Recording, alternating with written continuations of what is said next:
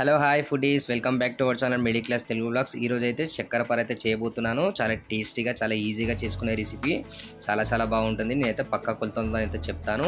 ఈ విధంగా మీరు కూడా చేసుకోండి, చాలా టేస్టీగా ఉంటుంది. చేసుకున్న తర్వాత ఎలా ఉందని అయితే మన కామెంట్ బాక్స్లో అయితే ఒక కామెంట్ అయితే పెట్టండి. మర్చిపోకండి మన ఛానల్ అయితే సబ్స్క్రైబ్ చేసుకోండి. మొదటిసారి చూసినట్టయితే ఒక స్టవ్ పెట్టుకొని, స్టవ్ పైన గిన్నె పెట్టుకొని, దాంట్లో ఒక గ్లాస్ అయితే పాలైతే పోసుకొని, అదే గ్లాస్తో సగం గ్లాస్ షుగర్ అయితే వేసుకొని, అవి బాగా వేడైన తర్వాత అవి పక్కన అయితే పెట్టేసుకొని, అలాగే ఒక వెడల్పు పాటు అయితే గిన్నె అయితే తీసుకొని దాంట్లో ఒక 2 కప్పుల గోధుమ పిండి వేసుకొని, ఒక పావు కప్పు ఉప్మా రవ్వ అయితే వేసుకొని, దాంట్లో ఒక 4 ఇలాచీ పౌడర్ అయితే వేసుకొని, అలాగే కొంచెం సోడా సరిపడా సాల్ట్ అయితే వేసుకొని, ఒక 2 టేబుల్ స్పూన్ నెయ్యి అయితే వేసుకొని, దీన్నైతే మనకు ఎక్కడ కూడా ఉండలు అనేది లేకుండా చాలా మెత్తగా పౌడర్ వచ్చే విధంగా అయితే బాగా అయితే ఈ విధంగా మిక్స్ చేసుకోవాలి.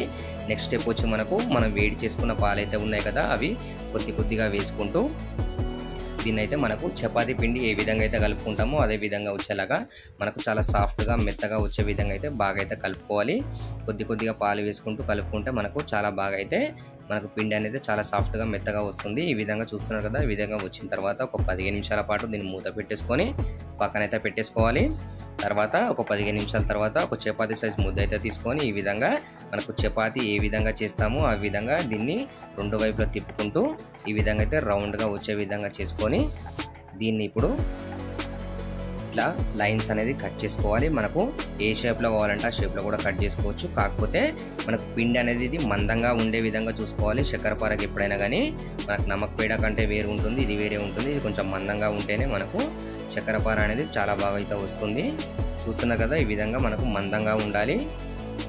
ఇలా కట్ చేసి పెట్టుకున్న తర్వాత ఒక స్టవ్ పైన వీటికి ఫ్రైకి సరిపడా ఆయిల్ అయితే వేసుకొని, ఇవి కొద్దిగా వేసుకుంటూ మనకు మంట టైప్లో సిమ్లో పెట్టేసుకొని దీన్ని ఈ విధంగా ఫ్రై చేస్తున్నట్టయితే మనకు మంట చిన్నగా ఉండడం వలన ఇవి మనకు పైకి అయితే ఇలా తేలడం అయితే జరుగుతాయి.